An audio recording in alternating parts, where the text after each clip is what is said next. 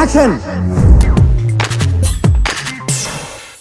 ఎప్పుడైనా చంద్రబాబు నాయుడు గారిని కలిసారా? కలవలేదా? అండ్ మహానాయకుల్లో రాజశేఖర్ రెడ్డి గారు ఈ రోల్ చేశారు. ఆ రోల్ చేసినప్పుడు ఎలా అనిపించింది? అది ఆ రోల్ చేసినప్పుడు ఆయనలానే అనిపించారు. అలా ఒక క్యారెక్టర్ చేసినప్పుడు ఒక ఆర్టిస్ట్గా పరకాయ ప్రవేశం చేస్తారంటారు కదా, అది మీరు ఎంతవరకు ఈ మూవీలో తెలిసిపోయింది? అన్ని సినిమాలు అలానే అయిపోతారా?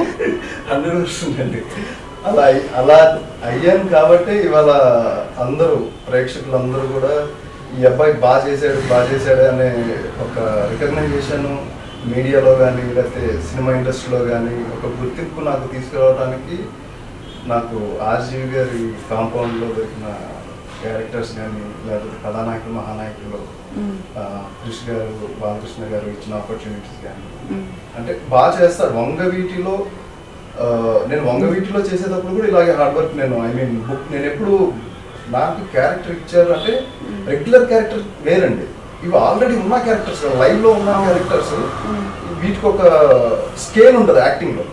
రెగ్యులర్ యాక్టింగ్లో బాడీ లాంగ్వేజ్ ఉండవు. ఆ స్కేల్ ఆఫ్ బాడీ లాంగ్వేజ్ ఏంటి అనేది చాలా క్లీన్గా అబ్జర్వ్ చేయాలి, చాలా కాన్సన్ట్రేట్ చేయాలి.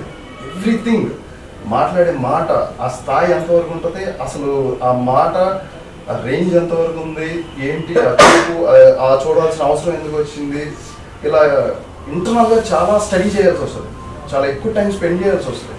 నేను వంగవీటి చేస్తున్నప్పుడు అప్పుడు కూడా అంతే, దేవుని నిండు గారి పాత్ర చేస్తున్నప్పుడు ఆయన్ని లిమిటెడ్గా ఉంటాయి వీడియోస్. ఆ వీడియోస్ ఆయన్ని చూస్తున్నప్పుడు కూడా నేను షాపింగ్కి వెళ్ళాను అంటే షాపింగ్ మాల్లో అలాగే ఉండేవాడు.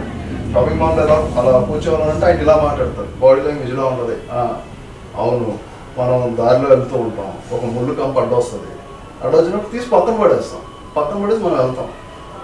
ఇది ఆయన బాడీ లాంగ్వేజ్. ఆయన కూర్చునే తిరిగి లేకపోతే ఇలా పెట్టుకునే బాడీ లాంగ్వేజ్. నేను ఎక్కడికి వెళ్ళినా అదే చేసేవాడిని. అప్పుడు నాకు ఫస్ట్ దొరికిన హోంవర్క్ అది నాకు, అది టిల్ నేను ఇప్పటివరకు కూడా కంటిన్యూ చేస్తున్నాను.